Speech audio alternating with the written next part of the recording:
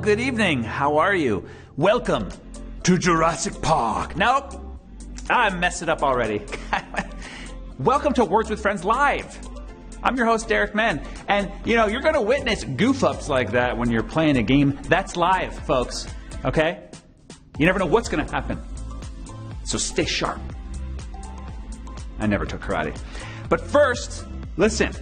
A big movie premiere is tomorrow. Do you have your tickets yet? To what? What, are you living under a rock? To Demon Eye, of course. It stars actress Ellie Goff, who you may know from Gun-Shy, or The Eliminators, or Cleopatra, Mother, Mistress, Murderer, Queen. Ellie plays a young woman who returns to her late father's country house and discovers a cursed amulet.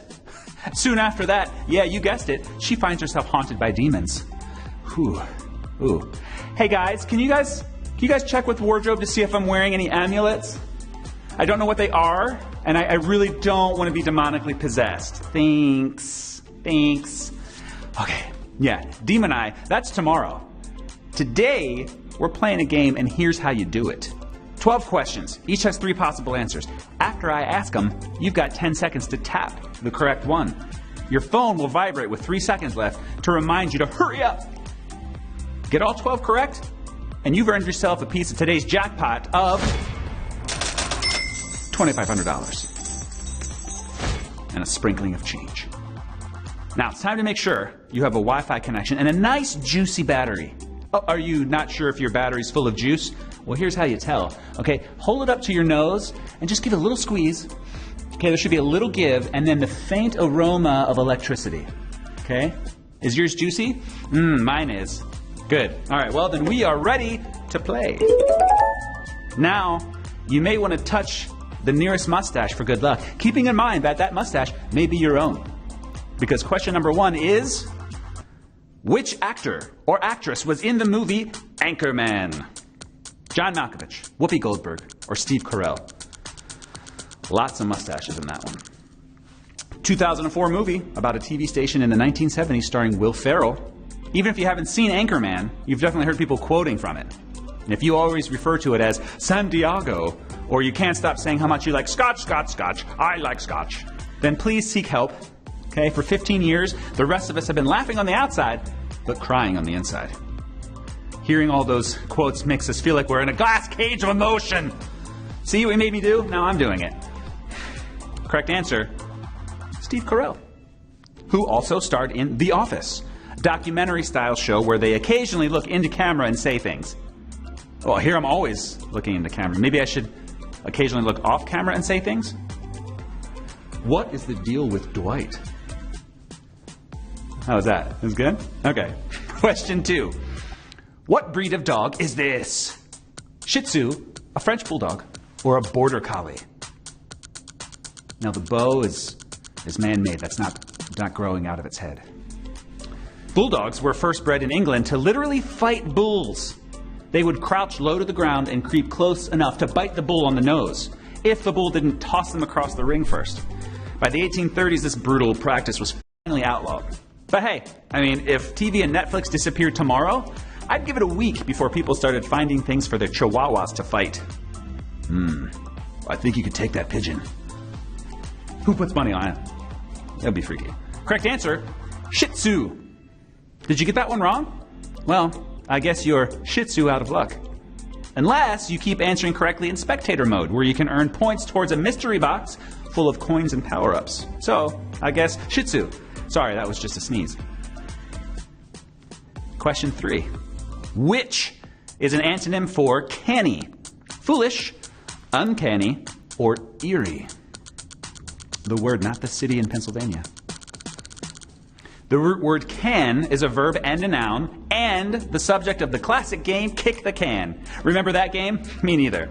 Apparently, the person who's it kicks the can while everyone else hides. Then the kicker picks up the can, returns it to the middle, then counts to 60 with their eyes closed, then finds a hider, shouts their name, and you know what? Just keep playing Fortnite. It's easier. Correct answer is foolish. Usually, the prefix un makes the word the opposite of itself, but in this case, uncanny means strange or mysterious. I guess you could say it's unclear that I know what I'm saying. But it was also unfortunate for a lot of you because that was a brutal question. Unkind. Nice. Okay, I ran out of uns pretty quickly. But good thing we're moving on to question 4. If someone says you're nattily dressed, what are they saying about your outfit? It looks crazy, it's falling apart, or it's fashionable. You know, the first thing I would say if someone said I was nattily dressed, I would say, have you run this by Natalie? Does she know that you're going around comparing her outfits to everyone else's in the office? Natalie doesn't need that right now, okay? She's got a deadline on the Shansky project, okay? What you should be saying at the office is, what is the deal with Dwight? It's a callback. Correct answer is it's fashionable. The word Natalie is believed to have come from the word neat, which I guess is the opposite of grunge. And that is a word that stands for the smell of Eddie Vedder's hair after he's been crowd surfing in Tacoma. It's a nice aroma. You can get a candle, I think. Question 5. Which country is closest to Wales? Belgium, Australia, or Austria? And if you're from Wales, then you're known as a Whalito. That's not true. No. You're Welsh, like the popular dish Welsh rabbit, which contains 0 rabbit, just melted cheese and spices on toast. Some say snooty 18th century Englishmen named the dish sarcastically, inferring the Welsh couldn't afford real rabbit. But for that to be true, you'd have to believe that there are snooty Englishmen. And honestly, I hardly think Welsh is... oh no, certainly. Correct answer, it's Belgium. You can take a train 328 miles from Brussels to Cardiff in Wales. And on the way, a whale might pass over your head. Then when you arrive, you can get out and say, well, I'm in Wales. It's a lot of fun for everyone. Question 6. Which is spelled correctly? Desiccate, desiccate, desiccate. Only one spelled correctly. This is not to be confused with the word decimate, to destroy a large part of, nor should it be confused with desecrate, to violate the sanctity of something, nor should you confuse it with defecate, because you don't want to ask a Trader Joe's employee where they keep the defecated apricots. Correct answer. It's the second one, desiccate with 1 S and 2 C's, which means to remove the moisture from something in order to preserve it. Much like the popular supermodel diet, desiccate moss. And it looks like we've decimated another bunch of folks with a brutal question. Well, those of you that remain with us, we're past the halfway point and on to question 7. What is true of this image? It's inexorable, it's congious, or it's friable. It's a mess, is what it is. Somebody get my Roomba going. It's also true that this image starts with a C, because, as we all know, C is for cookie. That's good enough for me. Oh, cookie, cookie, cookie starts with C. Oh boy, cookie, cookie, cookie starts with C. Sorry about that. I lost a bet to my 2-year-old. You never want to gamble with a toddler.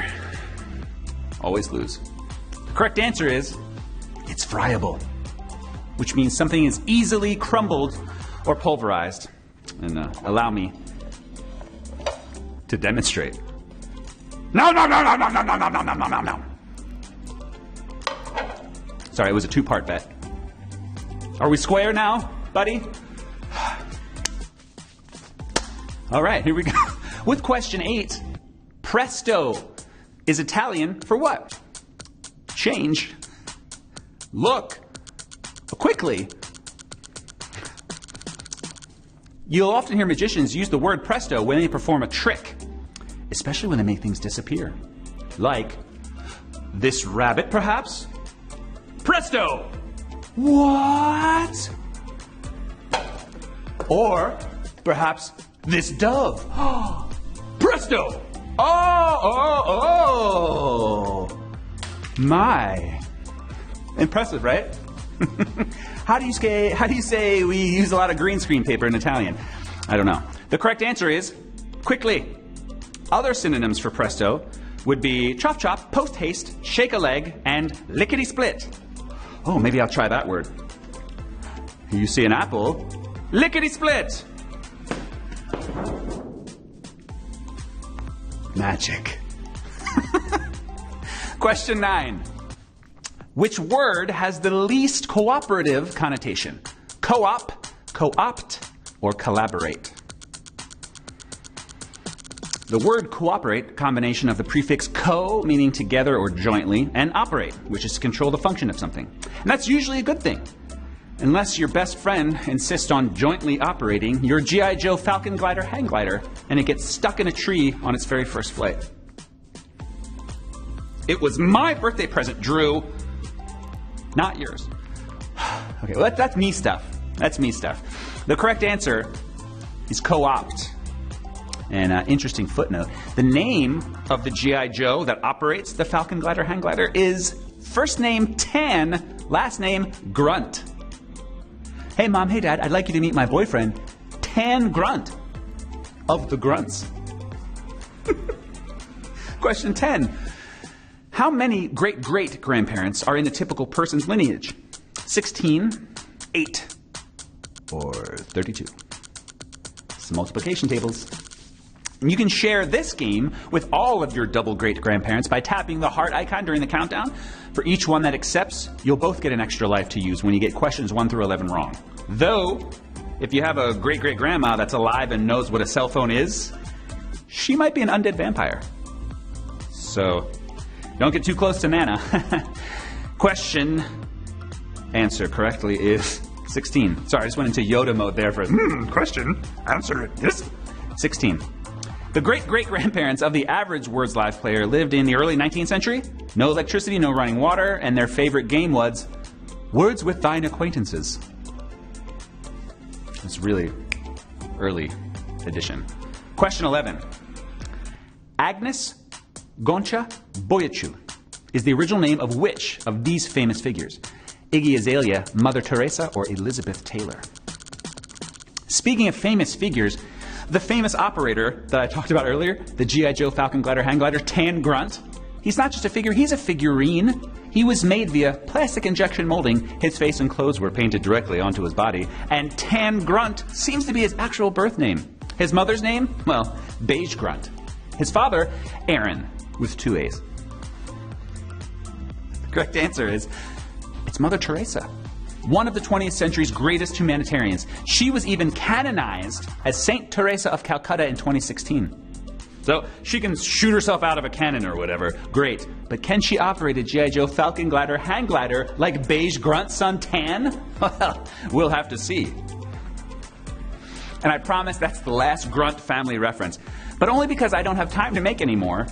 Because we're at the last question. Question 12, folks.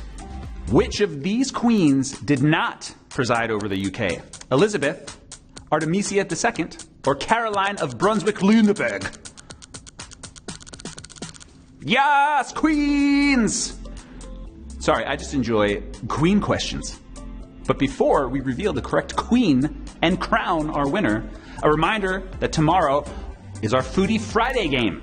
And including tomorrow, you only have 3 days left to join the Floral Festival event, where you can open mystery boxes, defeat word masters, and find watering cans in an effort to win this gorgeous Floral Festival badge.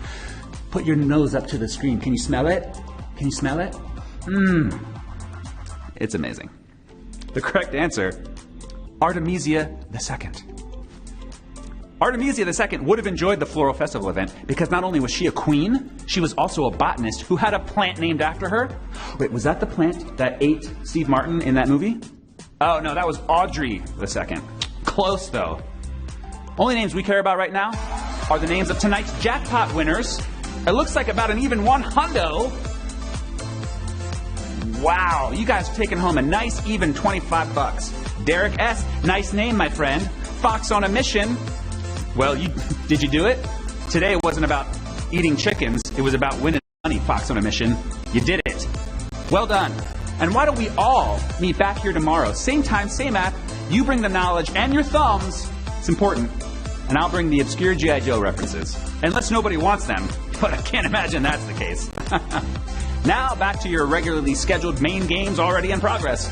Until next time, I'm Derek Mann. This is Words with Friends Live. Word up! And word out!